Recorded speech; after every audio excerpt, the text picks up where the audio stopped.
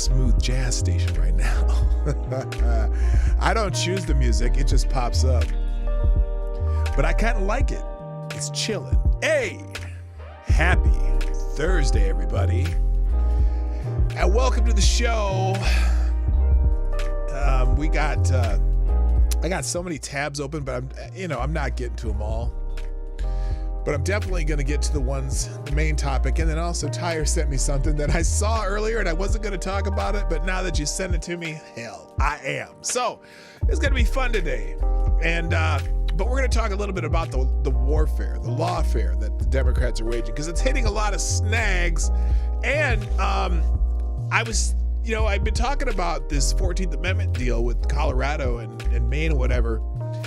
And there's a new amicus brief in the Supreme Court that addresses what I've been addressing, and that would be jurisdiction. So we'll talk about that and a lot more after the intro. Johnny, play the intro.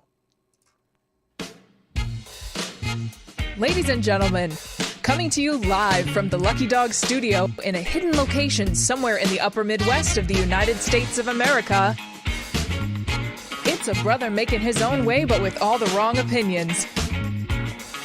Welcome to the Morning Night Live with your host, the one and only P-Dog Knight. Oh, yeah. Let's get it going. Turn that off, Johnny. And also, thank you, Tyre Alexander, for jumping the gun in a good way. Tyre dropped a small bullet in the tip jar, a little 223, and that makes you... You are the new Streamlabs Superstar sponsor of the day. Thank you, Tyre Alexander, who says, let the ranting begin. Ha, ha, ha, ha, ha. And then sent me this article that I was debating if I was going to do today because it will get me going. But anyway, that's what we're here for, right? That's probably why some of you come in just to catch me ranting sometimes. Anyway, good morning, everybody. Welcome to the Morning Night Live. I'm your host, Marty, also known as P-Dog Knight on the internet. And welcome back to the P-Dog Knight channel, back in black. On this 8th day of February 2024. So glad so many of you are already here, and I'm sure more will file in. And I'm not even done opening all the links today. Did I even tweet out the show? I did tweet out the show. Thanks for everyone who does that stuff. What the hell is that? That's not what I meant to do. So anyway, real quick, and in fact, let me go ahead and thank the people who are doing that already. Please share the stream. Somnambul Nation banks have already reposted or posted their own version of the show. Share the stream. That always helps. Every once in a while, we get a new person here and there coming in, and then they stick around because they enjoy the show. I'm sure some of you found this show through social media in some measure, or when I've had guests or whatever. So I appreciate that. Let's talk about the chat though. First, the chat on Rumble. Mr. Avocados Diabli gets the bell. That's the I got there first bell. Also, good morning to Mike Savage, Blarg, and the greatest name on the internet, Phantom Dog Fart, is in the house. On YouTube, I should probably do live chat here. Let's fix that. Holy smokes. First in the chat was also Avocados Diabli, who gets the bell. Thank you, sir. Also, good morning, Gunfox61, the outstanding administrator of the P-Dog Knight channel Discord server. Good morning, Mike Savage, Blarg, Frank Caps in the house, Tyler F, Tyre, whoops, Tyre, Alexander, the gentleman Lich is here. Good morning, also Simon Wolfwood, Aaron Meredith, GDSOB. Let's see. Wait, what did I do there? That's a mistake. Okay. Also, Lord Stanhope, good morning. Robert Banks is here. Let's see. Amazing Disgrace, Annalyn, and a cast of thousands about to roll into the chat. So I'm glad you're here. Let me scratch my stubble here. And let's get into it. So, because I got so much, and like I said, I've got so many tabs open. I'm not going to get to them all. So what I do every day, as you know, I drop all the links that I opened and put them into a single link, and called a one tab link. and you click that link and it gives you a single page, and everything we do is on that page. I will drop that in the chat at the end of the show and also add it to the description. And the reason I do it at the end of the show is every once in a while we open something new during the show, and I just want to make sure that everything we do is there. But there's also many times there's going to be several articles there just kind of getting you caught up in certain aspects of what's happening in the world, and just things that I found interesting. So I it's a great, and a lot of them I get from aggregators, whatever. And when I do my, when I come home from my job and I get on the internet and I pop into the aggregator and I pop into Twitter and I just try to find some interesting things to talk about. And that's, so I give you a big list of that. So I hope that's helpful to some of you. Some of you sometimes want to go back and read the full articles of what I talk about, because I don't go the whole things anymore because it just takes too long. So anyway, that will be in the chat at the end of the show, like always. Did somebody else just show up? Wait a minute. I found you on anti-social media, filling in for Polly. Oh yes, with the Sinatra and Drunken Uncle on the AAA. Good morning, Big Dave. 1066 too. I see you there. So let's go ahead and get this thing rolling, because there's a lot to talk about today. Let's talk about what's happening on the trending topics of the day.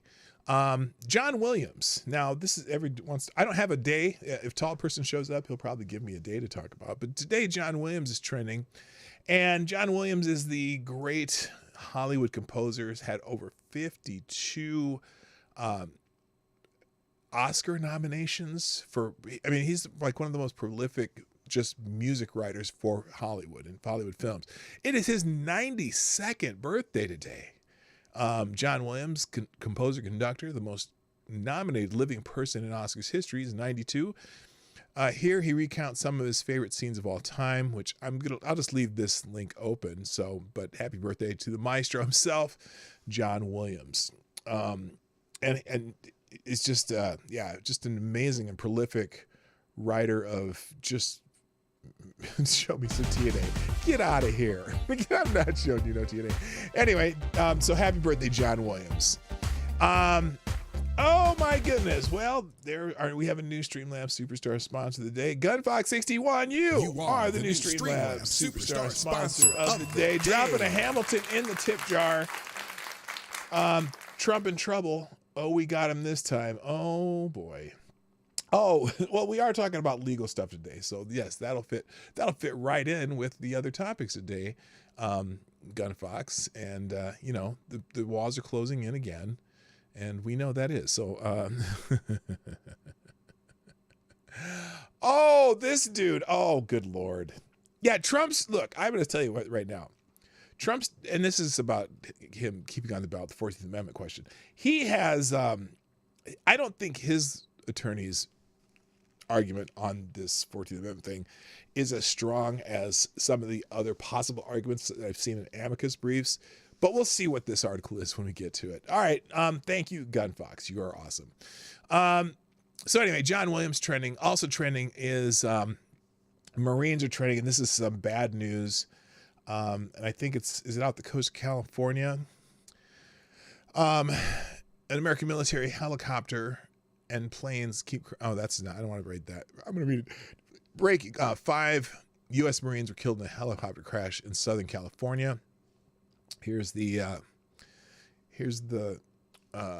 from the 3rd Marine Aircraft Wing, Marine Corps Air Station, Miramar, California. 5 Marines with Marine Heavy Helicopter Squadron 361, Marine Aircraft Group 16, 3rd Marine Aircraft Wing have been confirmed deceased following a CH-53E helicopter crash on February 6th, 2024. They crashed a couple days ago. They've been confirmed dead. Major General Michael Borgschulte, Commanding General of the 3rd MAW, issued the following statement. It is with heavy heart and profound sadness that I share the loss of 5 outstanding Marines from 3rd Marine Aircraft Wing and the Flying Tigers. While conducting a training flight last night, these pilots and crew members were serving a calling greater than self, and we're proud to do so. We will forever be grateful for their call to duty and selfless service. To the families of our fallen Marines, we send our deepest condolences and commit to ensuring your support and care during this incredibly difficult time. So That's very sad. Now, it's interesting. Now, some people are complaining that Biden didn't take any questions. Wait a minute. What? First of all, didn't take any questions leaving New York City, where he recalled twice at two separate fundraisers a 2021 event where the German chancellor had been dead for years, but he fails to salute the Marines as he leaves the plane. I don't think, now here's the thing. It's not required that the president salute the Marines as they leave the plane. It is required that they salute him, but technically, I don't think under normal, I mean, I know a lot of presidents do, they'll salute the Marines back, but it's not really it's not necessary necessarily. Wow, did I say that twice? Did I say that? Not necessary necessarily. Anyway, but I don't know if they've taken any questions about this, but the five Marines aboard CH-53E helicopter that crashed in remote snow-covered woods near Pine Valley, California, have now been confirmed dead. So, and they don't know the cause of the crash yet. So there'll be more on that, I'm sure, soon, but it was a training exercise in California. You don't salute the hired help. Okay. Also trending is Goodwill. Now, Goodwill's trending just because this little viral video, which is an odd video here. Apparently, some people were, some kind of officer was asking some people at Goodwill if they could get some shoes for a homeless lady. This video has kind of gone viral, and a lot of people are talking about it. And the employee, and look, well, here, let's just watch it. We'll just go through it.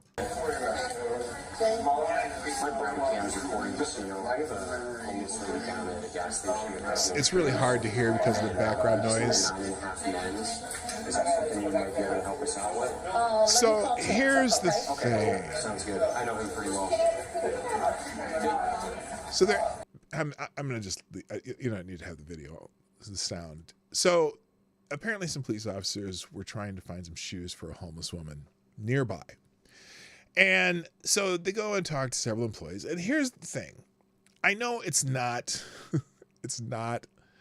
it seems terrible that they would not help them out with some shoes. And maybe they need to have a policy on it. I'm sure these are just employees. Apparently, and it's weird because, wait, hang on. This is the one that people are really getting to.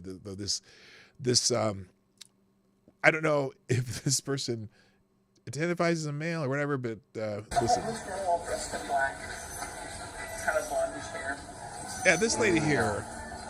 Older woman, I guess. No, this girl's like in her late 30s, early 40s. Yeah. Did she ever sign the tip homeless, hungry, and need shoes? Mm-hmm. No. Different one, Different one. Honestly, I don't know that we're allowed to tell you the truth, sir, or else they would. Okay, no worries. Do you have any that are for sale? Yeah, we've got plenty for sale. Okay. All right. So anyway, people are criticizing Goodwill for not helping this officer out and finding the women's shoes. And the employees probably don't have the discretion to just give things away there, but it would just seem that they should have a policy that would accommodate this kind of thing. So, but they're getting dragged, and people are saying no Goodwill for Goodwill and things like that. So anyway, that's why Goodwill is trending. Thank you, GunFox61. Another Hamilton in the tip jar. And this time Tucker goes to what? Oh yes, we're gonna the Tucker Carlson Vladimir Putin interview that's pending, I guess. Oh, and then and now you have the MSNBC. Oh, okay, you're just trying to kill me, GunFox. I know you're just trying to kill me. Okay, we'll get to that. We'll get to it. I promise. I'm moving it right up to the front, and because they're saying that. Well, no, I'm not even gonna say it. I'm not gonna say it. We'll just get to it later. I donated a metric ton of my mom's stuff to the Goodwill because the church wouldn't take them.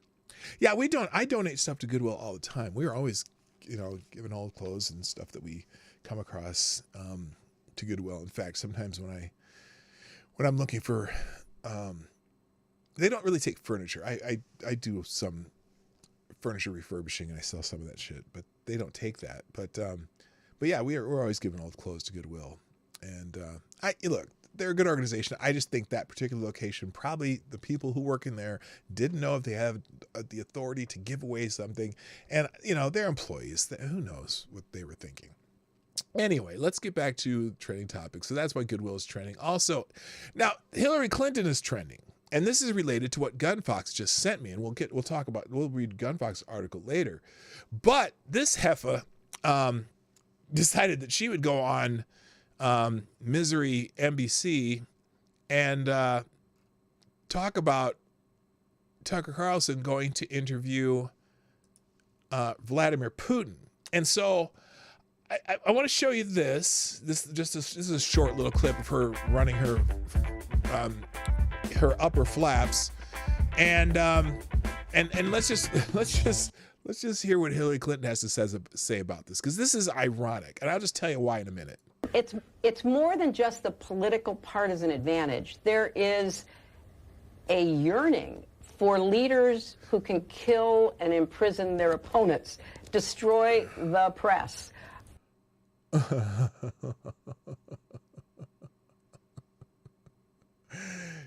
Oh, the irony of Hillary Clinton mentioning political people who kill people. That's rich. And also imprison people, because isn't that the whole Democrats' whole strategy right now with their current opponent? But that's not all. Lead a life that is one of impunity, unbound by any laws. There's a yearning among certain people in our country for that kind of leadership. And I find that absolutely gobsmacking terrifying. Hello, Shrapnel. Okay, so that's interesting. That's not the clip that I meant to show you, though. Is this the one? Here it is. Yes, the twice failed presidential candidate. If he emerges with a contract with, I mean, he's like a puppy dog. He somehow has. She's talking about Tucker Carlson here, that he's going over there like a puppy dog, and maybe that he'll get a contract. Hang on, after having been fired from so many outlets in the United States, I would not be surprised if he emerges with a contract with an outlet, because he is a useful idiot. He says things that are not true. He parrots Vladimir Putin's pack of lies about you. Oh, wait. He parrots Putin's pack of lies. Now, this is fascinating to me, and I if you follow me on X, you know that I've already mentioned this. Where isn't it interesting that Hillary Clinton is on television talking about how a reporter who's going to go interview Putin parrots Putin's pack of lies, when this heifer paid for Russian disinformation and cost the American taxpayer probably $50 million on an investigation into the guy who whooped her ass who beat her in the presidential election, who became the president, the guy with the funny hair. She paid for Russian disinformation, and through a foreign spy, and she's worried about whether Tucker Carlson is talking about Putin's lies, this and that, and that, blah, blah, blah, blah, blah. Ukraine. So I don't see why Putin wouldn't give him an interview, because through him, he can, continue to lie about what his, objectives are in Ukraine, and by the way, I am not what he expects to see happen. I am not suicidal. It's really quite sad that just making sure somebody like I am not Tucker suicidal. Carlson, who has, as I said, been fired so many times because he seems... Okay, this is that's the same line. So anyway, yeah. So that's why Hillary Clinton's trying to, because her interview about Tucker Carlson... was unable to... Shut up. Her interview about Tucker interviewing Vladimir Putin. Now, and it's funny because exclusive MSNBC plays useful idiot and puppy dog to Hillary Clinton. Oh, the other irony. That was what I was going to say too. The other irony is that I don't think Hillary Clinton's ever given an interview to anyone who's not a lapdog, puppy dog, whatever she wants to call it, because I don't ever recall a reporter in an interview like this asking about the Steele dossier that she paid for with a foreign spy to get Russian disinformation into a U.S. presidential election and causing great havoc about something that she made up. So let's not forget that Hillary here, well, she's got a unique position in history where she's never been held accountable for that. So we'll just move on from Hillary Clinton. All right, real quick. Thank you again, Gunfox61, dropping dollars. He's massively the Streamlabs Superstar sponsor. Superstar of the day so far. 14th matters, but why? Okay, well, we're going to find out. Oh, the 14th Amendment plan to disqualify Trump explained. Well, this is a good timing because that's what I'm talking about today. We're talking about the lawfare aspect in the current American politics, the Democrat strategy to destroy Trump using lawfare. And it's, again, it is hitting some snags. All right, let me get through the trending topics. So Vladimir Putin is also trending because of because of this interview that's coming up. And in fact, Tucker Carlson put out a video on why he's interviewing Vladimir Putin. And it'll be interesting. It'll be interesting to see if he is allowed to ask any tough questions of Putin. I think, it seems like Tucker would do that. But it's interesting because right now, people in the European Union is considering sanctions against Tucker Carlson for conducting an interview with Vladimir Putin. Now, it's funny because I know that other famous people have interviewed, well, at least I know Barbara Walters has. Didn't Barbara Walters interview Putin a while back? And, but there's a lot of even journalists criticizing Carlson for going to go interview Vladimir Putin. Now, for example, this is Kurt Schlichter. He's says he's 100% for Tucker Carlson interviewing Putin and allowing Vladimir Putin to fully explain what he thinks to the American people in whatever way he sees fit. I think the American people are going to reject his commie bullshit. He's a scumbag. But the idea that we Americans should be prevented from hearing whatever we want from whoever we want, whenever we want, is a million times worse than anything this KGB apparatchik piece of shit might say. So there you go. Glenn Greenwald, perfect. And now, growing fear of disinformation as Carlson meets Putin. Perfect that for MSNBC's segment on how everyone should hide their kids and wife in anticipation of Tucker Carlson's scary interview with Vladimir Putin, the person they'll bring on to warn of the dangers of disinformation is the former associate director of the FBI. Yes, the irony is quite thick. So anyway, who is this? Ian Corzine. Tucker Carlson interviewed Putin, and something tells me it's going to go horribly wrong. First off, is it even legal for Tucker to interview Vladimir Putin? That's the question I answered today in this video. Oh my God. Is it legal? Is it legal for Tucker Carlson to interview Vladimir Putin? Now that is a question I never thought I would hear. Let's see what this guy says. I don't know if this is okay or not. Is it legal? Is it legal? In what state? In what country? Are we? Okay. Let's see what this well, I don't know if he's a dipshit. We'll see if I'm going to find out if he's a dipshit. Let's find out. Tucker Carlson is interviewing Vladimir Putin today, and many people believe it's going to go horribly wrong for Tucker. My first question was, is it even legal? Are you even a moron for asking the question? But how, which I assume, if he's asking this question, I'm going to guess that his answer is no for some reason. Holy shit. Why would it not be legal to interview him? For a U.S. reporter to go over to a country that we're basically at war with.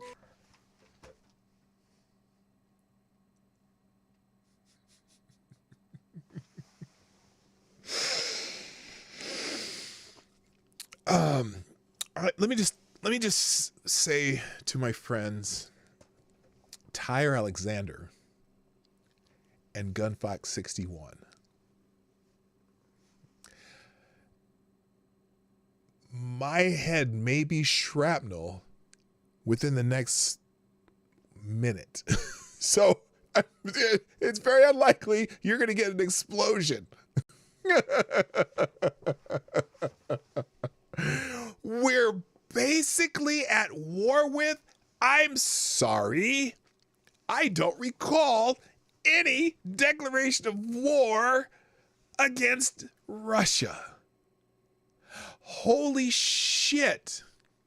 He's asking if it's legal to interview, for American journalists to interview Vladimir Putin if we're at war with them. I wonder if he ever asked if it was legal for Jane Fonda to go sit on guns. Well, he's probably not, he might not be old enough to go sit on guns against a country we're at a war with and take propaganda pictures. Holy shit. I can't scream because Lady Boomer's sleeping. Holy shit. Wait a minute. Okay. I'm just preparing myself for the rest of this stupidity. Did I say, you know what I mean? I'm biting a little bit here.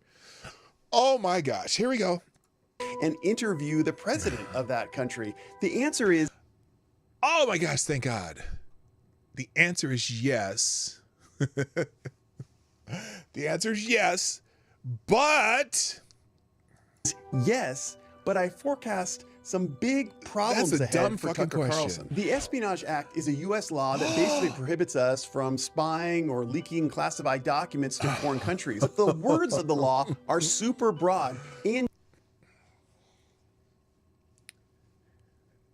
excuse me, but I'm thinking maybe the Espionage Act would have to be applied if we had declared war against Putin. And also interviewing Putin, is that Espionage Act stuff? I don't know. Holy shit.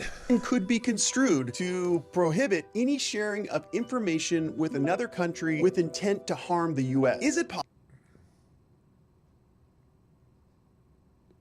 I'm sorry.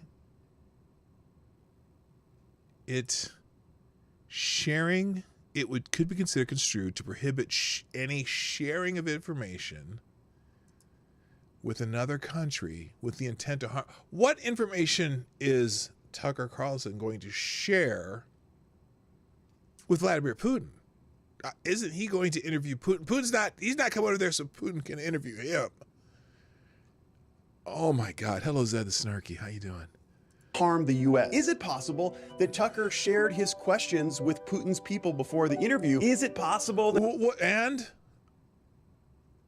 Putin's people provided Tucker with evidence supporting their war with Ukraine? This is definitely information covered by the Espionage Act. However, does Tucker Carlson have an intent to harm the U.S.? This is where the Espionage Act case against Tucker gets weaker. Oh, and it God. gets even more weak when you consider that U.S. government he's not a complete idiot. bound to follow the dictates of the U.S. Constitution. The Constitution guarantees freedom of the press, and the U.S. Supreme Court has done everything it can to protect this provision and journalists. That's why only in extreme cases can the U.S. government violate the Constitution. Journalists are free to publish classified information or information that was stolen so long as the media didn't steal the information, unless the government can demonstrate an immediate and boy, oh boy, this came close, boy. I'll tell you that. This came close. I'm feeling the pressure, man. It's expanding in there and it's coming into my sinuses and oh boy. Direct threat to national security. So my view is that Tucker Carlson's interview with Putin is ultimately legal, but Tucker is acting boldly. He's taking a risk that he could be prosecuted later on in time on bogus charges. Yeah, they would absolutely be bogus charges. That's holy shit. President Vladimir Putin tells Tucker Carlson that President Biden is not running the United States, so who is? Now, this is funny because CNN has openly admitted to sending several interview requests to Vladimir Putin, but he rejected them. These are the same jealous pigs going after Tucker Carlson for landing the interview. Their unhinged behavior is based off of jealousy and envy. So here's an example of CNN. This is CNN. That's a lie. Serious news outlets, including CNN, have requested Putin to interview over and over again. Oh. That's a lie. Okay, so they're admitting they've sent several interview requests, but they haven't gotten them. Okay, so that's why Hillary Clinton. Tucker Carlson is interviewing Vladimir. That's why Hillary Clinton and Vladimir Putin, and Tucker Carlson. They're all trending. Also, Clarence Thomas is trending. Now, apparently Dick Durbin, the appropriately named Dick Durbin, has called on Justice Clarence Thomas to recuse himself in the 14th Amendment case determining if Donald Trump is ineligible for the 2024 ballot, saying that there are questions surrounding his wife's involvement. Justice Thomas should recuse himself so there's no question of bias. This is going to be a 9-0 decision either way, dipshit. And there's more reasons why, as I'll tell you in a little bit. But again, lots of people are saying Supreme Court Justice Clarence Thomas has been stonewalling the Finance Committee about his lavish handouts and personal loans from wealthy benefactors. I was just on the Senate floor with Senator Whitehouse to demand full transparency to the American people. That's not. Who cares? Who agrees? And then these activist accounts. Who agrees Clarence Thomas must recuse himself from every Trump case or be impeached? Good luck with that. Good luck with that. That'll be a failure if they try. And why would he recuse himself from the 14th Amendment case? Whatever. Good morning, Special Can Acids. Nice to see you. All right. So that's why he's trending, because Dick, the appropriately named Dick Durbin, has asked for that. Also trending is Will Wheaton. Now, this is funny. You'll hear about this, but Will Wheaton's a little bit upset with Larry David. Now, if you know Larry David, he was a writer on Seinfeld, and he also had the Larry David Show, whatever. I think that was on HBO or something. Well, apparently the Star Trek actor and intrepid liberal activist Will Wheaton posted a screen on Facebook full of rage towards Larry David for viciously assaulting the puppet named Elmo. Yes, Will Wheaton is triggered by an assault on Elmo. And this is Glenn Greenwald saying this. He thought it might have been satire for the first 4 paragraphs, but then he realized it wasn't. So let's go through this very quickly, because this is precious. Okay, so here it is. Will Wheaton, the one they always want to shut up. Good morning, number one. Speaking of Will Wheaton, hello, number one.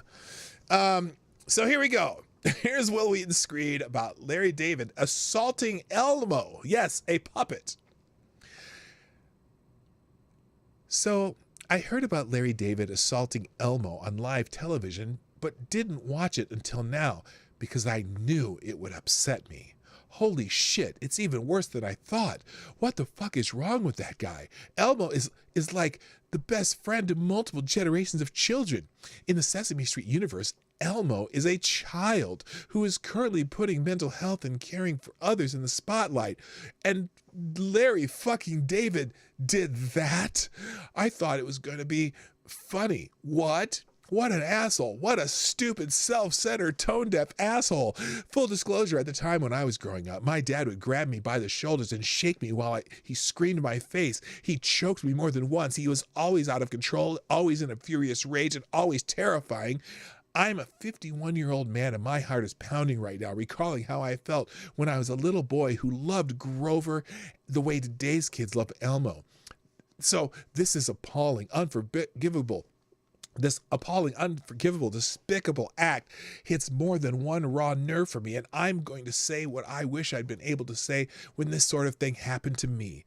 Larry David, this was not okay, and your obviously insincere apology clearly communicates that you don't get that. First of all, you aren't even in the segment, but you just decided to barge in and draw focus because why? You couldn't stand that a puppet brought people together in a meaningful way that you can't. You couldn't stand that your appearance on national television to promote your wildly successful series was delayed for a few seconds while the adults talked about mental health. You wanted to manufacture a viral moment where everyone gets to see what an asshole you are, so they'll tune in and watch you portray an asshole in their last season of your show that celebrates how great it is to be an asshole without ever experiencing the consequences of being an asshole.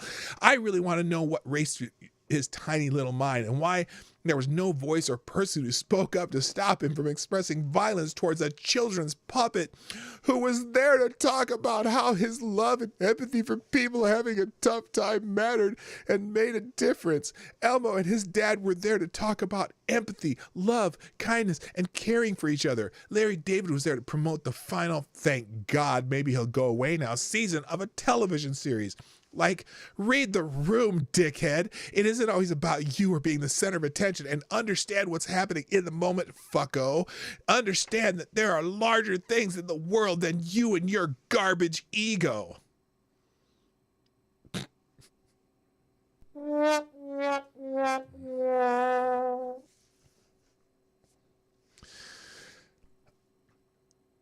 That is 100% real. That is a real letter. And no human I find more pathetic than Will Wheaton. It's a stupid puppet owned by $1 billion media conglomerate. Shoot the damn thing in the head for all I care. Yeah, there. Oh, but this person. Oh, if you think Will Wheaton was overreacting, talking about his PTSD being triggered, then please unfollow me. I'm not following you. You showed up in my feed by accident, purely. And then lots of people are putting videos of different places where puppets are being attacked. Remember Ed Asner on the Mary Tyler Moore Show attacked the puppets. Oh my God. Retweet if you think Will Wheaton and Elmo belong in prison. Well, there you go. So I have not seen the clip of Larry David attacking Elmo, but now I'm going to be searching for it just to get a good chuckle out of life. All right, real quick, I got a few more thank yous. Thank you, Somnambule Nation and Frank and Reaction in Puerto Rico and Gunfox61 for retweeting the show. Greatly appreciated. All right, beyond, let's get through the rest of these quickly. Oprah Winfrey's trending. Apparently, Monique, the comedian, has an interview with, what's this guy's name? Shannon Sharp, his Shannon Sharp podcast. Well, another comedian's going on Shannon Sharp and dragging everyone around within the entertainment industry. And Monique tore Oprah a new one here. She did her dirty, all for what? Ratings? After hearing this, I do believe Oprah and Taraj did Taraj dirty and everything we've seen. Okay. Anyway, people, it's another Shannon Sharp interview that's going to get a lot of attention in the next few days. I will recommend you watch it on your own. It's not, and it's not, it just happened to be talking about Oprah. Now, this one, I think, if you're familiar with Curtis Sliwa, the Guardian Angels guy out in New York, I think he fucked up. I've got a feeling that Curtis Lee is fucked up a little bit and might be either in jail or spending a lot of money on something they did. Apparently, and it's got Sliwa, Hannity, and the Guardian Angels are all trending at the same time. So Hannity had a video and was interviewing Curtis Sliwa. And apparently, in an interview with the Associated Press, Sliwa said he believed the man was a migrant. So the guy was this apparently. Well, here it is. Here's the Washington Examiner. Here's the clip. Here's the clip. Well, in fact, our guys have just taken down one of the migrant guys right here on the corner, 42nd and 7th. While all this can you pan the camera? They've taken over. They've taken over. You'd like the camera over there if at all possible. So apparently, this guy that they took down, apparently it was they claimed that he was shoplifting or something. You got your key open, guys. And the Guardian Angels apparently assaulted him or whatever. He is out of control. Out of control. Members of the Guardian Angels. The problem is the Guardian Angel, Curtis Sliwa, admits he and his guys grabbed a man they touted as a criminal migrant simply because he was speaking Spanish. And I guess they roughed him up. And it was on live TV on Hannity's show. Now, people are blaming Hannity, but I don't think it was Hannity's fault that they did this. But police say the migrant Sean Hannity and his dumb Curtis Sliwa Guardian Angels clowns roughed up during the live interview on Fox News was not actually a migrant. He was an American citizen. He just happened to be speaking to somebody in Spanish and whatever. There's our conflicting reports on whether or not he was a shoplifter or not. When did this happen? I believe it happened, let's see, a couple nights ago. But so there's a lot of people talking about it. Curtis Lee was vigilante group wrongly attacks man during Fox News live shot. This happened apparently February 6th, February 5th. And so now people are figuring out that this guy was not what they thought he was. And so I'm going to say that there's probably going to be some legal actions. They'll probably blame it on Hannity too, because Hannity's the big pockets here. And they were saying the illegals think they own the street. The migrant roughed up, taken down by the Guardian Angels live on Fox News is actually a New Yorker who lives in the Bronx. So they fucked up, and some money and perhaps some jail time might be in order for some of the Guardian Angels who participated. Now, Sliwa didn't participate in it, but he was being interviewed at the time. But I don't think this is going to go well for them. And, probably deservedly so. But I get it. I get they thought they were protecting something. All right, real quick. Thank you, Ty Alexander, dropping another bullet in the tip jar, who says, on the corner, we read an article from Medium written by Wesley himself. He was drunk, not just the Kool-Aid. He has drunk not just the Kool-Aid. He goes skinny dippy in it. FTG this guy because he's a fucking insane. He still wears a mask even at home. Yeah, Will Wheaton's a piece of work, man. Thank you very much for sponsoring the show, Tyre. That's awesome. Okay, let's finish the trending topics and we'll move on. Now, here are some names, here are 3 names that are trending. And you'll probably think we've gone back to the 90s. Well, 2 of the 3 names will make you think we went back to the 90s. One of the names trending, which was yesterday, was Franz Mitterrand. Okay, Franz Mitterrand, Francois Mitterrand. Okay, he's I believe former president of France. Okay, also Helmut Kohl, a former prime minister of Germany, and then Hamas, which everyone knows who Hamas is.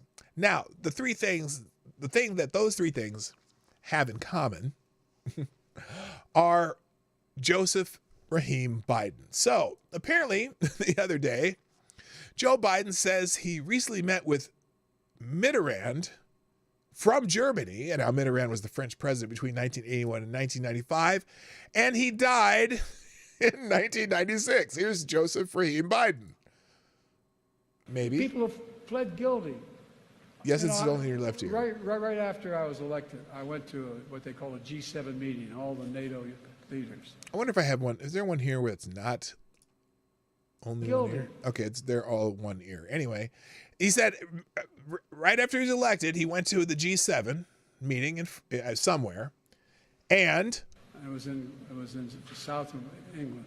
In the south of England, and I sat down and I said, "America's back." And Mitterrand from France looked at me. Mitterrand from France looked at him and said, you know, why, how long you been? He's having a little hard time telling the story, but first of all, Mitterrand died in 1996. So there you go. Now, also, that was a couple days ago. Well, apparently yesterday, this time it was Helmut Kohl. And do they have video of it? I don't think so, maybe.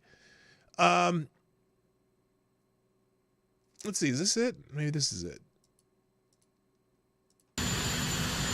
No, this is him getting off the plane. I don't think he talked to anybody.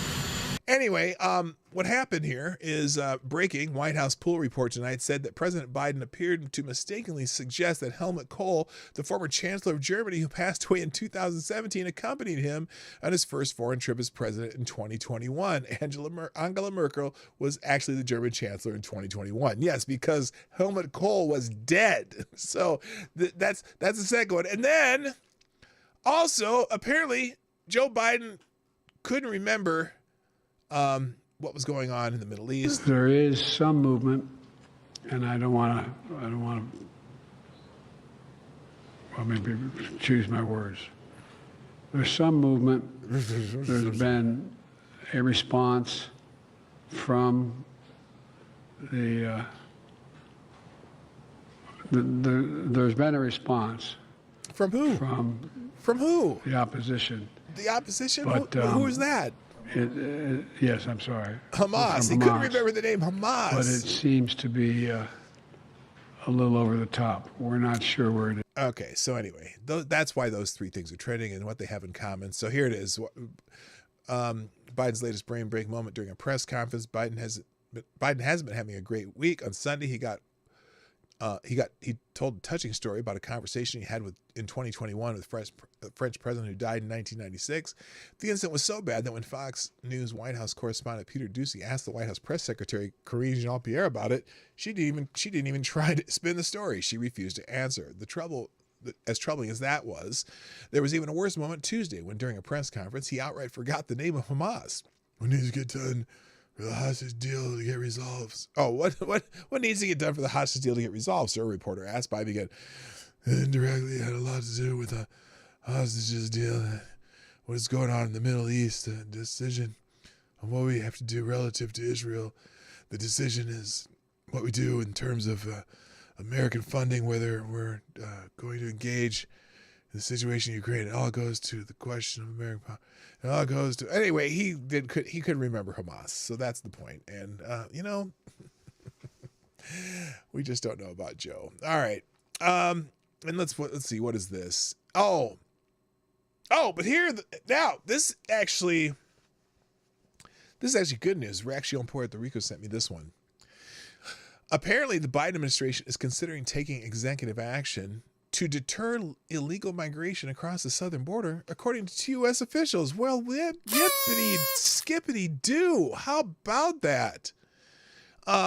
Which is funny because, he took several executive orders the day he got in office to not do that. But apparently, he might be getting the message and realizing that he has to do something because the border bill that they were trying to push through was bullshit. And so now I don't see, they don't have oh, here it is. I thought there'd be an accompanying article. Here it is. With the border security legislation unlikely in Congress, the White House wants to take action. Migrant crossings are expected to soar back to last year's record levels. Well, you mean last month's record levels? The Biden administration is considering taking executive action to deter illegal migration across the southern border, according to 2 U.S. officials. As passing legislation on border security appears unlikely, the plan under consideration signals that the White House wants to take action before the numbers at the border, which have dropped in the past month, rise again as expected.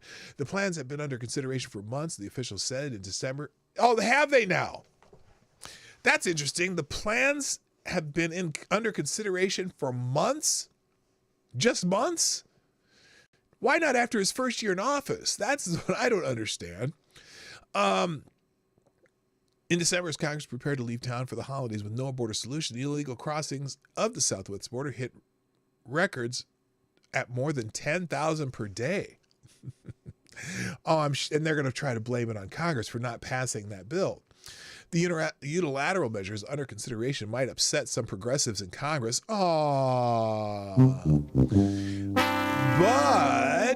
the official said, but they noted that Democratic mayors who have asked for more help from the federal government to handle the influx of migrants in their cities would be pleased. The measures are still being drafted and are not expected to take place anytime soon. So this tells me, interestingly enough, I don't know if this means that they're really going to try to stop crossings at the border or if they're just going to try to give more money to these cities. Anyway, on Wednesday, Senate Republicans blocked a bipartisan border bill that they had negotiated with Democrats and the Biden administration over the preceding months. In a statement, the White House spokesperson said, the administration spent months negotiating in good faith to deliver the toughest and fairest bipartisan border security bill in decades. Oh, I'm sorry, I didn't mean to laugh at that, because we need Congress to make significant policy reforms and to provide additional funding to secure the border. But that's not what they were doing. Stop lying. Even Langford is pissing me off on this one. Today, congressional Republicans chose to put partisan politics ahead of national security. No, they didn't. No, they didn't. Oh, because they named this a security bill. Yes, they did. Anyway, so Biden's getting the message that maybe he should have been doing this all along. I don't think he's doing it soon enough for the voters to forget that he's the one who fucked it up in the first place. All right, undocumented Americans is trending. Did you catch that? Undocumented Americans is trending because one of the co-signers, whatever, the sponsors of this border bill that's not going to happen, Chris Murphy, he has an interesting way to describe illegal aliens. Here it is. The negotiation didn't have a path to citizenship. It was entirely on their terms in order to get Ukraine funding, right? Well, I mean, Chris, that's been a failed play for 20 years. So you are right that has been the Democratic strategy for 30 years, maybe. And it has failed to deliver for the people we care about most. Wait a minute. Did you hear what he just said? He also made a little gaffe there. He said that's been the Democratic strategy for 30 years that has failed. Oh my gosh, he said something correct. Listen to this again. Wait a minute. Listen to his answer. Only on their terms in order to get Ukraine funding, right? Well, I mean, Chris, that's been a failed play for 20 years. So you are right that has been the Democratic strategy for 30 years, maybe. And it has failed to deliver the Democratic for the strategy people we has care failed. about most, the undocumented Americans that are in this country. The undocumented Americans that are in this country. Really? I didn't know that people from Senegal were undocumented Americans. Undocumented Americans. So that's not 2013 any longer when we ran that play. So he's got a couple of doozies in there. At least he admits it's the Democratic strategy that's failed for these undocumented Americans. What? Dude, okay. All right, let's get to the articles that you guys want me to read. Here's the one from Tyler Alexander. Transgender American seeking refugee status in Canada after claiming to have been a victim of a transphobic crime. That's right. Oh, tire. A trans-identified male from Colorado is seeking asylum in Canada on the basis of his gender identity. Daria Bloodworth arrived in Canada in 2019 after claiming to have been the victim of transphobic crime in the United States. Bloodworth applied for refugee status in Canada, seeking protection on the basis of transphobic persecutions by American society generally, and specific individuals, including a debt collector and a former roommate at Colorado State University. In his asylum application, Bloodworth claimed that he was a victim of a transphobia-motivated crime in May of 2019 after his roommate brandished a gun at him while making transphobic comments. The asylum application states that Bloodworth feared for his life after a court refused to grant him a protective order following the incident. Quote, with no protections orders in place, Ms. Bloodworth states the roommate stalked her, including by standing outside her residence with a gun, and he pursued her despite changing residences twice. Did he? I wonder if Bloodworth owed the roommate money too. Ms. Bloodworth states she called the police and went to the police station to report events of stalking behavior, but did not receive protection. She was told her former roommate had the right to open carry a firearm. Eventually, she stopped calling the police. The Citizen and Immigration case reads. Now, Redux has reviewed the body cam footage showing the Fort Collins Police Service responding to the purported transphobic incident in 2019. The 2-hour-long video starts by showing Bloodworth being interviewed by police at the station after coming to report the crime himself. In the interview, the 3 police officers appear visibly confused and express difficulty in understanding Bloodworth's account of events after he claims his roommate had threatened him with a gun. His story appears to change somewhat every time the officer asks him to clarify details about his claim. Oh my gosh! this story might not be true. I am just shocked and I am amazed. Anyway, following the initial interview with Bloodworth, the police go to the residence to speak with the roommate, a young male who identifies himself as a military veteran. The man reveals that Bloodworth had been a problem roommate as he did not pay his bills, frequently stole from the other residents, and would often come home in the middle of the night without informing others he would be out. This had led to concerns about the roommate's PTSD being triggered, as he would be often awoken up early hours to find the front door handle being jiggled and becoming anxious, unsure if the home was being broken into. The roommate says that he'd been struggling with Bloodworth's behavior for months and actively attempting to evict him from the residence. He explains that an argument had finally broken out that day after his frustration reached a tipping point with respect to Bloodworth's conduct, specifically Bloodworth's lack of financial contribution to the household and his tendency to come home during the night with no notice of or consideration for his roommate's anxiety. I said, there's a gun in the basement. You could get shot not addressing coming home at 4 a.m. through a door I sleep 30 feet from. Could you at least give us a heads up when you're coming home? Can you not be weird and sneaky like this? The roommate says to police, obviously exasperated. So you were saying, if I don't know you're coming home at 4 a.m, you could end up getting shot, police clarified. Yes, because it's kind of crazy, the roommate insisted. I just wanted a heads up. So you don't think you're getting burglarized, right? The officer asked, to which the roommates, so you don't think you're getting burglarized? To which the roommate says yes. The roommate notes that there was an old hunting rifle in the home's basement, but said it was not loaded and there was no ammunition in the residence. During a police interview, the roommate refers to Bloodworth by she, her pronouns and his preferred name. He also calls Bloodworth a woman at various points during the interview. This calls into question Bloodworth's claim to both police and Canadian immigration officials that he has been subjected to a transphobia-motivated crime. The roommate also states that Bloodworth had frequently become enraged at the other residents in the home when they requested he pay his portion of the bills. Oh my gosh! And suggested Bloodworth threatened to sue them for the pain and suffering if they changed the Wi-Fi password. That's kind of funny. The young man later concedes to having been wrong to refer to the gun in the basement during their argument and calmly offers himself up to any charges. The case against him would be dismissed in less than 2 months later. And then, though Bloodworth told the Canadian immigration officials that the roommate open carried a gun, the roommate told police he did not even own one himself. Bloodworth also stated that the roommate later stalked him, but there is no substantiation to support the claims. Oh, shocker! Why the fuck you lying? However, following the threats incident, Bloodworth repeatedly posted the roommate's full name to social media along with videos showing his face. Oh, that's brilliant. So, anyway, I'm done. I am done. I can't do anymore. So, now you know the rest of the story.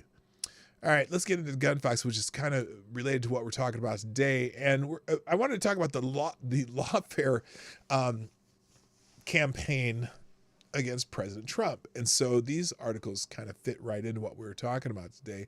First one here is from the MSNBC legal blog.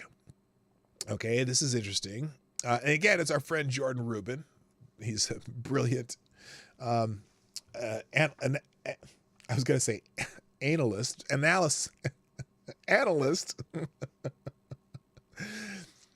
Now, and this is going to go into the 14th Amendment argument. It looks like both these articles are about the 14th Amendment. So let's start with this one. The absurd claim that Trump hopes to keep him on the ballot. The former president has argued that the 14th Amendment ban on insurrectionists holding office doesn't apply to former presidents. Now, it's a stretch of an argument, although they did remove the vice president and president when they were considering this amendment. It was originally in the amendment, and they removed those words. So it's going to be, historically, who knows? There are so many issues that the Supreme Court can address in Thursday's hearing over Donald Trump's presidential eligibility, but there's one that Trump himself focused on in his final reply brief this week: the argument that the president isn't an officer of the United States who's subject to disqualification under Section 3 of the 14th Amendment. Now, and I think they got this argument wrong anyway.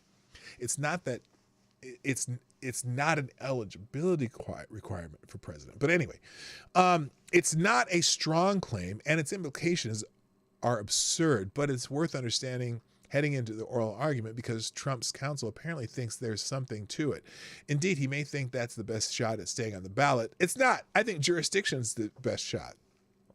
As you'll see from text of Section 3, it doesn't specifically mention presidents. No person shall be a senator or representative in Congress or an elector of president and vice president or hold any office, civil or military, under the United States or under any state who, having previously taken an oath as a member of Congress or as an officer of the United States or as a member of any state legislature or as an executive or judicial officer of any state, notice it didn't say federal, to support the Constitution of the United States, shall have engaged in insurrection or rebellion against the same or given in comfort to the enemies thereof, but Congress may, by a vote of 2/3 of each house, remove such a disability. Now, the other part of that is the engaged in insurrections, the other little bit challenging part here.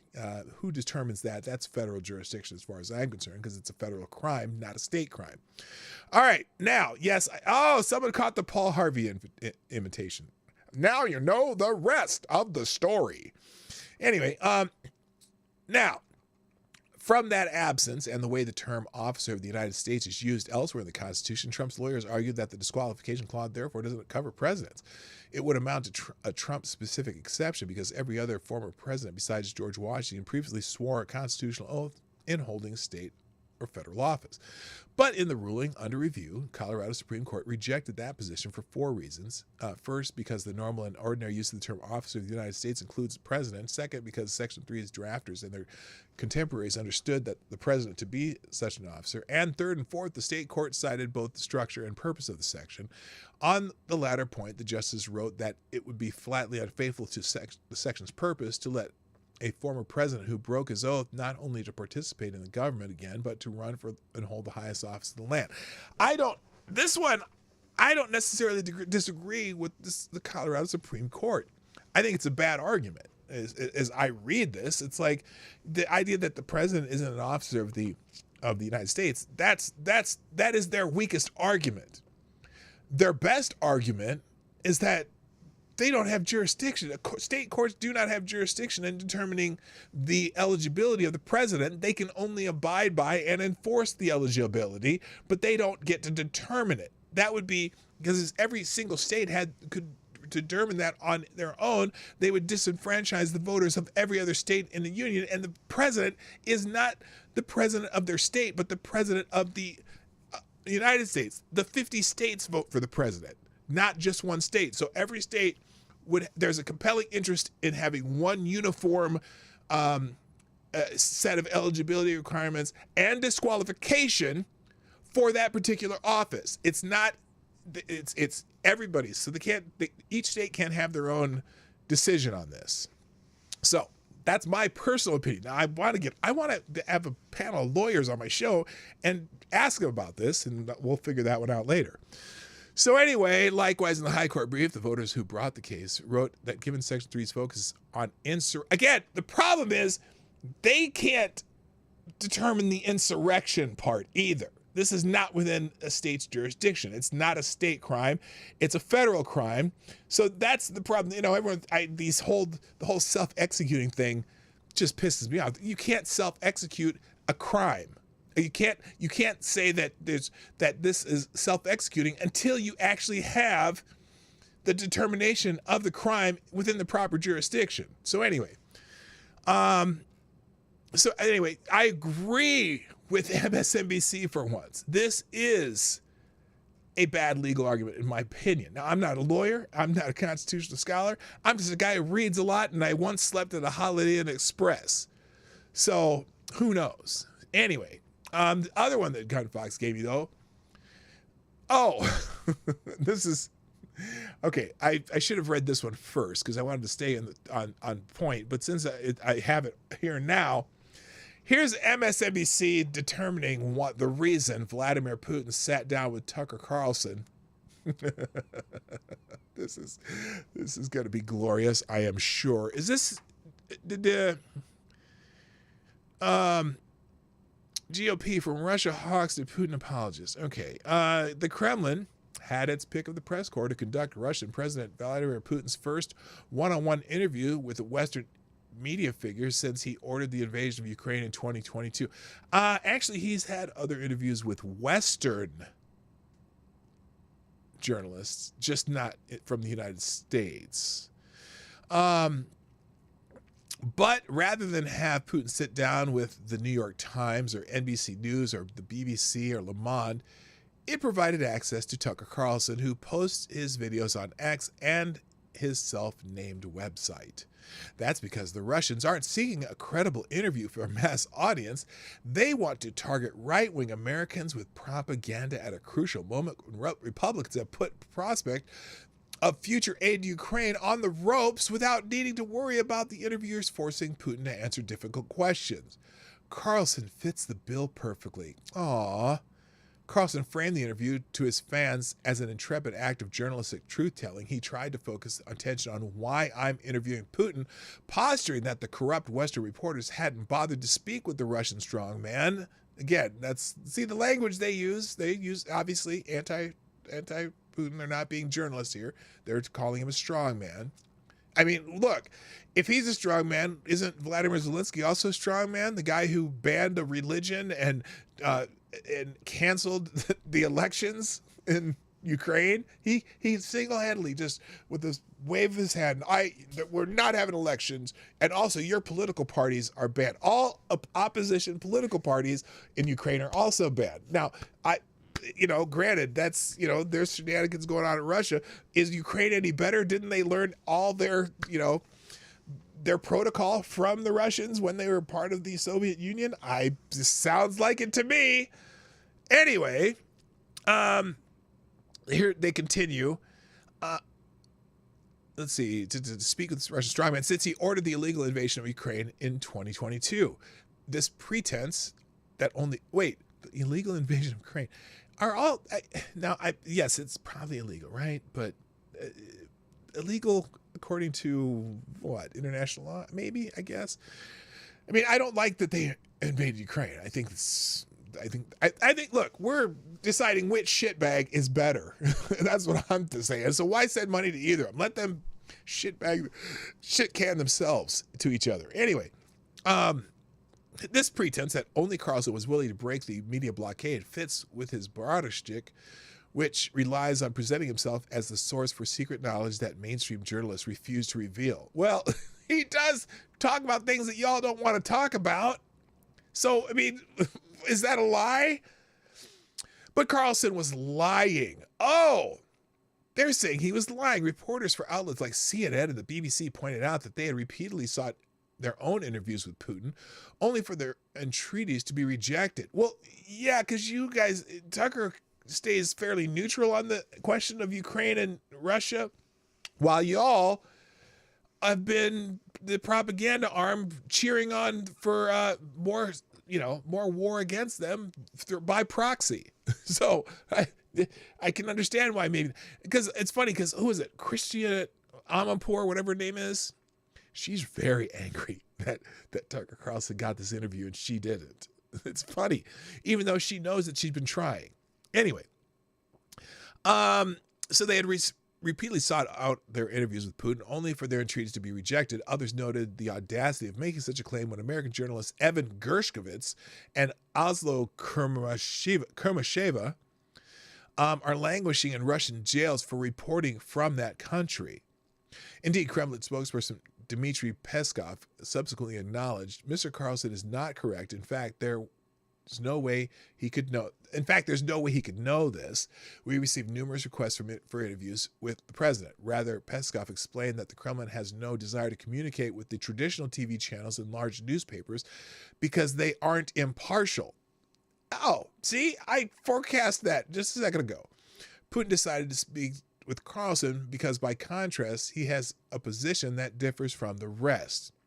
Oh, and they're going to tell you what that position is. What is that position? Carlson touts the aesthetics and policy outcomes of ethno-nationalists, illiberal autocracies that punish immigrants and LGBTQ people while castigating pluralist liberal democracies that do not. He has turned his program before and after leaving Fox into showcases for the likes of Hungary's Viktor Orban, Poland's Andrzej Duda, and Serbia's Alexander Vučić. Putin fits firmly within this framework, and as the host soured on American diversity and its traditional creed in recent years, he groomed the GOP. He groomed the GOP to be more sympathetic to Russia and its interest. Wow. You know, there's some anti-war people out there that, even though they would never agree with Carlson politically, they agree with him on this particular topic. It's interesting. Carlson argued that the U.S. has no interest in deterring Russia from messing around in Eastern Europe, including the Baltic member states of NATO. Well, look, if they mess with the Baltic states of NATO, I think we might have some reasons to go after them, right? Because we have that agreement, those agreements with NATO. Now, I believe we had some sort of agreement with Ukraine because they did give up all their nuclear weapons, but it's not like the agreement we have with NATO, okay? And I'm not so familiar on that, the politics of that, but it's funny that they said that. And again, he later claimed to have been joking, though he added that we should probably take the side of Russia if we have to choose between Russia and Ukraine. As Western intelligence agency warned in late 2021 and early 2022 of Russian troops amassing on the Ukrainian border, Carlson alternated between offering passionate defenses of Putin, arguing that the Russian president just wants to keep his western border secure, and scoffing at the possibility of a Russian invasion. Once Russia invaded in February 2022, Carlson pivoted to blaming the war on Ukraine and President Joe Biden and doing everything in his power to convince his viewers that aiding Ukraine wasn't in America's interest. Did he now? Now I got to go back and figure that out. Carlson's pro-Russia coverage of the invasion of Ukraine drew harsh criticism from Democrats, some Republicans, and other media figures, and it reportedly disturbed Fox founder Rupert Murdoch, but he did not have fans within the Kremlin's propaganda apparatus. Mother Jones' David Corn, the most unbiased journalist in the history of journalism, David Corn from Mother Jones, reported in March 2023 that a Russian government agency had distributed a memo to Russian media outlets urging them to use as much possible fragments of broadcast of the popular Fox News host Tucker Carlson, who sharply criticizes the action of the United States and NATO, their negative role in unleashing the conflict in Ukraine, and the defiantly provocative behavior from the leadership of the Western countries and NATO towards the Russian Federation and towards President Putin personally. Oh, you mean like Hillary Clinton and the God? Gee, you mean the 4 years of screaming about Russia and Trump? You didn't that didn't go over well in the Kremlin? Shocker! I am stunned. I am just completely stunned. By that point, clips from Carlson's show had become regular features on Russian propaganda channels, which sought to highlight and generate dissent within Western nations. As the war continued, a Carlson Kremlin feedback loop emerged. Reports from Russian government news outlets would get parroted by the Fox News host. Then clips of his reports would air on other Russian state outlets. When Fox kicked Carlson to the curb last year, Russian Foreign Minister Sergei Lavrov denounced the decision, while a prominent pro-Putin host for Russian state TV said the network would happily offer you a job if you wish to carry on as a presenter and host. Well, he didn't do that, now did he? The Kremlin's assessment that Carlson's coverage helped its interest was correct. At Fox, he was among the GOP's most influential figures and had a huge audience. He used that platform as a clearinghouse for pro-Russia talking points that undermined support for Ukraine within the Republican Party. I didn't need him to do that. I really didn't. This whole looked bad. This whole thing looks sketchy in the first place. Our support for Ukraine seems to be taking care of some financial interests of some powerful people in D.C. is all I see. Anyway, there's no one, save perhaps Trump, the most responsible for the GOP's rising opposition to providing Ukraine with military aid, which remains stuck in Congress as the conflict has turned into a war of attrition. Well, we're not in the war, are we now? So while Carlson wants people to focus on why he sought an interview with Putin, the real question is why Putin wanted to sit down with him. The answer is both obvious and important. He expects Carlson to make him a more popular figure on the American right and boost his war of conquest in the process. Well, there you go. That's it. Scrappy NATO should have been gone when the USSR went. That's, yeah, probably. P-Dog, the Budapest Memorandum, was broken by Ukraine, US, and UK long before where we are now began in 2013. See, and again, I'm not aware of that. Thank you for that information. And only pro-Russia in the sense that he doesn't want Russia annihilated this instant like they do. Yeah, there you go. So, thank you, Gunfox and Tyre Alexander, for those. Wait, did you send me another one, Tyre? No, you did. Oh, you sent me two. I only got one here. See, only send me one per. Try to send me only one per chat, because I will undoubtedly miss one. I'll put it at the end. Maybe we'll get to it on tomorrow. I didn't know there were two, or is this the same one? Oh, wait, is this? Oh, 21 bomb threats across the country turned out to be hoaxes. Okay, we'll come back to that if I get a chance. But because I want to stay on this, I want to go back to the main topic of the day. I only have a short time. So, oh, this is it. The Gunfox said this one too. The BBC plan to disqualify Trump. And this is how the BBC is explaining it. This is interesting. How long is this? I mean, we know that what the plan is. They're trying to say that he participated or aided and abetted an insurrection. And that is the 14th Amendment says you can't. The strategy involves trying to block Mr. Trump from the primary ballot by invoking a rarely used provision of the U.S. Constitution. Section 3 of the 14th Amendment bars those who have engaged in insurrection or rebellion against the country from holding federal office. Initially backed by liberal activists, the theory that Mr. Trump was ineligible to run for the presidency again after the Capitol riot of January 6, 2021, gained more prominence in recent months as some conservatives also embraced it. No. Some anti-Trump people have embraced it, okay? It doesn't necessarily make them conservatives. They're saying, now this goes into the whole history of Section 3, but here's where I wanted to get to. Does Section 3 apply to Trump? Free Speech for People, which is this liberal activist group, an advocacy group that has been arguing that it does on behalf of a group of voters that filed motions in Illinois and Massachusetts to remove Trump from those ballots. The motions recently failed, but Free Speech for People has vowed an appeal. Last year, the group also filed challenges against 5 Trump-backing lawmakers who labeled insurrectionists, and those were all dismissed. One against Georgia Congresswoman Marjorie Taylor Greene was heard in court, but ultimately defeated. The 14th Amendment was not written solely to apply to Civil War immediate aftermath, but also for future insurrection, argues Ron Fine, the organization's legal director and total shitbag. Look, one, there was not an insurrection. 2, at least for the President of the United States, this is not in state's jurisdiction. And so this case of Colorado challenging Trump's eligibility was filed by Crew on behalf of 6 state residents. This is just going through all the different places where they're trying this shit. And let's see how they describe the arguments against it, because I'm curious how they came up. The detractors have questioned both the theory's viability and whether it should be implemented in a highly partisan America.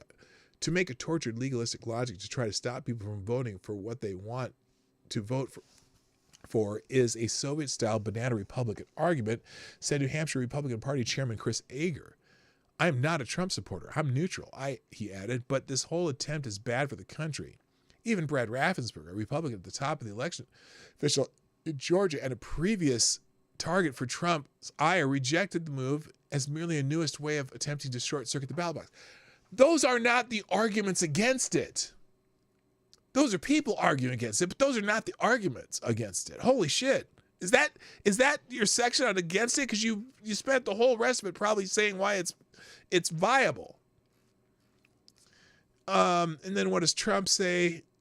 Despite his mounting legal troubles, Trump remains the dominant frontrunner of the Republican nomination and is polling neck and neck with President Joe Biden ahead of the expected rematch. The Trump campaign has said that the legal challenge is stretching the law beyond recognition and has no basis except in the minds of those who are pushing it.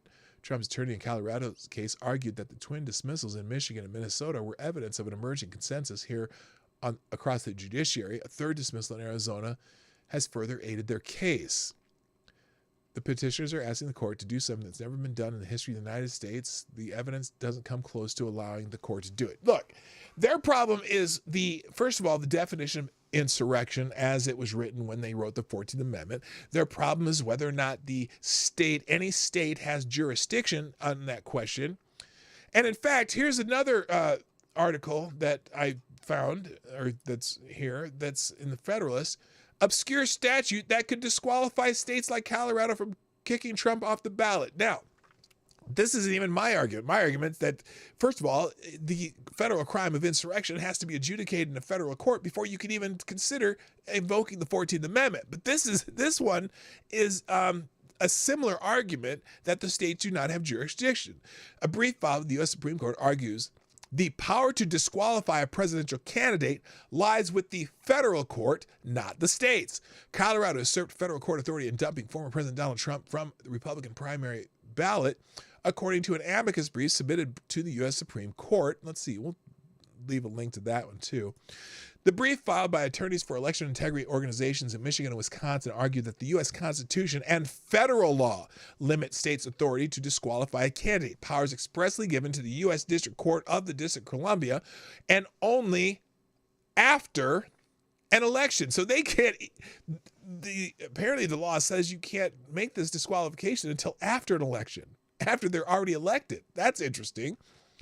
Eric Cardall, representing Wisconsin Voter Alliance, Pure Integrity Michigan Elections, and Michigan Fair Elections, say Trump-aligned attorneys have failed to raise the issue in their appeals before the Supreme Court, which is scheduled to hear oral arguments today, Thursday, on the Colorado Supreme Court suspect ruling. He says the left has already signaled its interest in challenging Trump eligibility in the D.C. court should Trump be elected in November, but insists the Supreme Court would be loath to upend the will of the people and turn out a president-elect.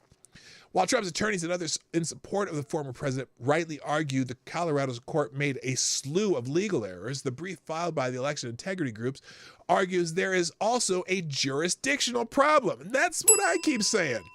The Colorado Supreme Court's decision allowing Trump to be tossed from the state ballots violates the U.S. Constitution's Electors Clause, according to the brief. In summary, under the Electors Clause, a state running a statewide presidential election, primary, or general election is preempted from excluding any Article 2, Section 1, Clause 5 qualified presidential candidate from any presidential ballot because the U.S. District Court for the District of Columbia has exclusive quo warranto jurisdiction after the president-elect is elected to determine disqualification, the court filing states. The argument is that states may remove a presidential candidate from the ballot for failing to meet the Article 2, Section 1 requirements on age, citizenship, and residency. States may also disqualify a candidate who fails to meet the nominating requirements. Those exceptions do not apply to the Trump case. All other disqualification authority, the brief argues, rests on the shoulders of the D.C. court. Congress enacted D.C. Code 163501, showing a clear and manifest purpose that the disqualification of presidents has to be done in the U.S. District Court for the District of Columbia, not in the states prior to the election of the president-elect, the court filing states. And even that, even if it's before or after the president-elect, they do not have jurisdiction to determine the qualifications of the president of the United States, nor do they have the jurisdiction to determine the disqualification. They can only abide by the federal government's rule, as far as I say. So here we go. Congress did so with the idea of quo warranto, or writ of legal action, used to challenge a person's right to hold public office or corporate office. In the case of D.C. Code 163501, quo warranto is applicable to office holders in the District of Columbia like the President of the United States. Carter argues that the law gives the D.C. court the authority to determine whether the president-elect or should the individual have taken the oath of office, the president is qualified to serve. The brief cites a 1915 U.S. Supreme Court case involving a newspaper reporter nominated by President Woodrow Wilson and confirmed by the Senate to serve as civil commissioner of the District of Columbia. The Supreme Court ultimately found that the resident who brought the case against the commissioner did not have standing, but noted that quo warranto may be used in disqualifying of federal officers. So they have a case, they have the president. I have the link to the actual brief here. It's about 33 pages long if you're into reading legal briefs. Also in the lawfare realm, though, apparently a federal judge has put a damper on Jack Smith's victory. A federal judge overseeing the classified documents case against former President Donald Trump put a damper on special counsel Jack's victory in his separate case in Washington, D.C. The D.C. Circuit Court of Appeals on Tuesday shot down Trump's bid to dismiss his federal election interference case based on presidential immunity. On the same day, however, District Court Judge Eileen Cannon, who is overseeing the other case against Trump in Florida, ruled that some discovery material that Smith wanted to keep under seal would be disclosed, reminding him of the strong presumption of public access in criminal proceedings. So, quote, following an independent review of the motion of the full record, the court determines with limited exception as detailed below that the special counsel has not set forth sufficient factual or legal basis warranting deviation from the strong presumption in favor of public access of the records at issue. Cannon, a Trump appointee, wrote, Smith sought to keep under seal information that reveals the identity or personal identifying potential witnesses or could lead to witness and safety intimidation concerns. And in other words, she said, no, you can't do that. You have the evidence the evidence has to be shared, and there's a public interest in seeing, having this evidence available. So there's another setback for the case. And then in PJ Media, they say to look for a surprise in the Colorado case. We'll finish with this one, I think. I might have one more after this. So the Democrats' laid efforts to weaponize the law to make Donald Trump unelectable and broke in the 2024 election cycle heads to the Supreme Court on Thursday. The Democrats' stated purpose the moment Trump was elected was to kick his ass and to keep Trump unpopular. Yet every new lawsuit against Trump has had the opposite effect. But that hasn't dimmed the Democrats' hope to get Trump. However, the Supreme Court now becomes the center ring in their Get Trump circus Thursday. Democrats' hope lies in the Colorado Supreme Court ruling that Trump should be kicked off the ballot because the court reckoned he was an insurrectionist. The Democrats of Colorado, Maine, and other states contend that Donald Trump was an insurrectionist who led an armed rebellion against the United States government on January 6, 2021. An armed rebellion. Yes, he was there just like George Washington in his Dodge Charger.